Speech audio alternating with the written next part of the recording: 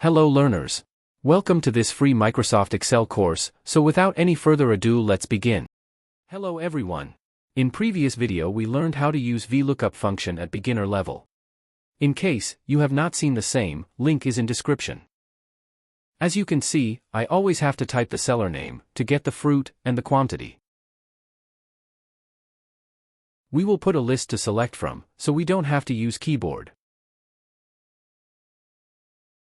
We'll delete this cell. Well, it's giving error in fruit and quantity section. Never mind that, as we will fix it.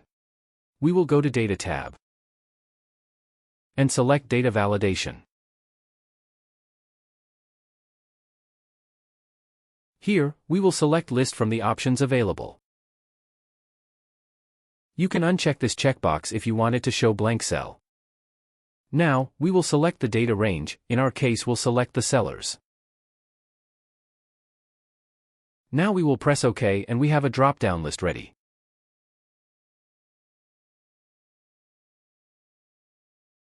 Let's see how it looks like.